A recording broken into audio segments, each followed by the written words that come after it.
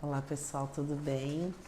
Então nós chegamos no nosso 7º capítulo do livro Entre a Terra e o Céu, livro que faz parte da série do André Luiz, A Vida no Mundo Espiritual. Esse capítulo é o capítulo 7º, se chama Consciência em Desequilíbrio. Então, dando continuidade ao capítulo anterior, onde a nossa Antonina, juntamente com seus 3 filhos, estava fazendo o evangelho no lar, fez a prece, onde o tema daquela oração teria sido a importância do perdão. Perdoai não 7 vezes, mas 70 vezes 7, como nos disse Jesus. Então é tão interessante que por conta desse evangelho, vejam, a gente ressaltando a oração, a prece e a importância de firmarmos os nossos conflitos, as nossas dificuldades na oração e não deixar de lado o evangelho no lar. Então, nesse momento, quando eles estavam fazendo o evangelho, eles tinham percebido a figura de um velhinho ao canto, ouvindo, participando de longe daquela oração, daqueles ensinamentos evangélicos. E então, como havia terminado a oração e a prece, eles foram para próximo do velhinho, que estava com uma cara acabrunhada, meio triste. Então, ele não conseguia ver nem o Hilário e nem o André Luiz. Então, o André Luiz se lembrou de que eles podiam densificar o perispírito para que ele pudesse ver a figura dos dois. Vejam aí a mensagem, a importância, nós que já estudamos sobre o perispírito. E uma das qualidades do perispírito é essa possibilidade de transformação, características plásticas. Então ele pode ficar mais sutil, ele pode ficar mais denso.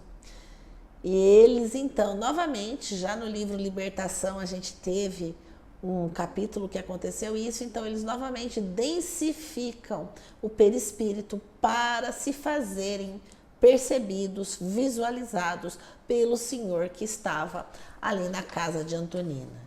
Então, o senhorzinho fala, mas por que falar desse tema tão pesado para uma pobre senhora que tem que cuidar com tanto cuidado, com tanto trabalho, com tanta dificuldade, sozinha, dessas 3 crianças, que perdeu um filho recentemente? É desnecessário esse tipo de mensagem para ela. Mas já para mim, isso me abala profundamente o meu íntimo, porque eu que naquele tempo do passado tenho um passado que me acompanha. E aí ele então, quando ele consegue visualizar os dois, ele pergunta: vocês são que praça? Fazem parte? De onde vocês vêm? Então ele fica meio sem saber. E aí eles percebem que o velhinho, o senhor, estava vivendo ainda o passado. Ele havia participado no momento da Guerra do Paraguai. Então ele começa a contar para eles qual era a sua dor, qual era a sua tristeza e de quão difícil era perdoar. Ele havia se encantado por uma mulher que estava viúva e tinha um filho, Lola Ibárruri. Era uma mulher encantadora, sedutora, e ele estava envolvido com ela. Mas ele percebeu que havia um outro soldado, o Esteves, que o afastou da sua Lola. Então, certo dia, quando ele estava em campanha, por oportunidade, a mando do Marechal Guilherme Xavier, que foi afastado, era o seu amigo, era o seu companheiro, era o seu protetor. Então, como ele foi afastado, o senhor, o velhinho, tinha se afastado para a guerra. Quando ele chega na casinha em que ele havia construído, ele havia montado para estar com a Lola Ibárruri, ele percebe que o Esteves estava com ela. E ela tenta disfarçar, mas ele sabe o que tinha acontecido. Mas a partir daí, ele traça um plano de exterminar o Esteves. Então ele conta toda a situação em que ele cria uma situação. Quando eles vão ficar juntos numa mesma cidade. Então ele se faz de amigo do Esteves, vão falar sobre as idas ao Rio de Janeiro, sobre a vida noturna, sobre as facilidades. E então ele chama o Esteves para comemorar, para jantar. E quando ele oferece uma bebida ao Esteves, ele o assassina envenenado. Então vejam o plano desse senhor. E ele então carregava essa consciência culpada por conta desse assassinato. E interessante que por estar naquele momento de guerra, contra o Paraguai, então veio um médico argentino que não quis fazer o exame de tóxico e abandonaram o caso, arquivaram, então ele não teve nenhuma culpa, nada foi apurado e foi como se tivesse acontecido uma morte natural. Então, mas o nosso senhor que está ali sendo inquirido, ele então carrega a culpa do assassinato, muito embora ele tenha ficado algum tempo com a Lola Ibarruri, acabou desistindo dela, casou-se no Brasil e teve filhos aqui no Brasil, constituiu família e morreu velhinho, enfermo, né, muito frágil e carregou durante toda a sua vida por esse crime que aos olhos humanos passou despercebido, mas ele sabia do seu plano, sabia do que ele tinha provocado. Então, quando eles estão nesse diálogo, chega o Clarencio. E o Clarencio então fala para que eles conversem, né, com ele, porque o Clarencio pergunta para ele: você não tem orado, você não tem fé, acredite que tudo vai passar. Aí ele fala: sim, meu amigo, a fé representa o milagroso salva-vidas de todos os náufragos. Você tem orado, tem pedido a Jesus amparo e assistência? O velhinho fala: sim, sim. E ainda não chegou qualquer sinal de socorro celeste? O infortunado centralizou em mim o olhar inquieto e informou: há alguns dias fui à Igreja do Rosário, recordando como sempre a visita que fiz até lá, na véspera da minha partida para a guerra, e tanto rezei que tive a felicidade de ver o marechal, que me apareceu de súbito. Estava mais moço e incompreensivelmente refeito.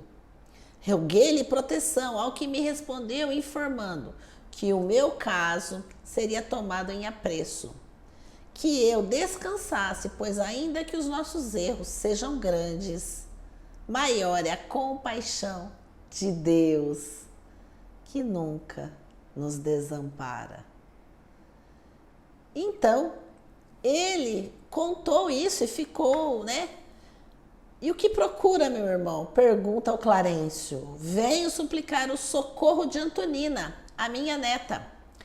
É a única pessoa que se lembra de mim com amor. Então aí está a explicação dele estar na casa de Antonina, participar da sua oração, do seu evangelho e receber os eflúvios, receber os ensinamentos. Dentre os numerosos membros da minha família, só ela me oferece asilo na oração. E aí para nós, a importância de nós orarmos para os nossos parentes desencarnados, para aqueles que se foram antes de nós, orarmos com carinho, com atenção, porque todos necessitamos de oração, seja no campo da terra, encarnados, quanto desencarnados. Então, ele começa a continuar nessa situação e o ministro Clarencio esclarece para André Luiz e para Hilário que esse irmão se chama Leonardo Pires, desencarnado há cerca de 20 anos. quando jovem foi empregado do Marechal Guilherme Xavier de Souza e hoje conserva a mente detida num crime de envenenamento em que se envolveu quando integrava as forças brasileiras acampadas em Piraju, no Paraguai. Podemos conhecer o delito em suas particularidades na tela das recordações que o atormentam. E aí, nesse capítulo, então, eles tomam conhecimento de como aconteceu a situação passo a passo, a data, a forma em que ele planejou esse crime. É José Esteves que é a vítima do seu assassinato. Henriqueto brasileiro, de olhos escuros e inteligentes, de garboso porte, com os seus 30 anos bem feitos, partilha com nosso amigo o afeto da linda mulher desquitada, que abandonou o marido e um filho pelo prazer da aventura. A nossa Lola Ibarruri. E doravante nós teremos ainda esses personagens nos outros capítulos, então é importante que a gente grave aí os nomes, né, o que foram, porque os personagens vão se encontrar.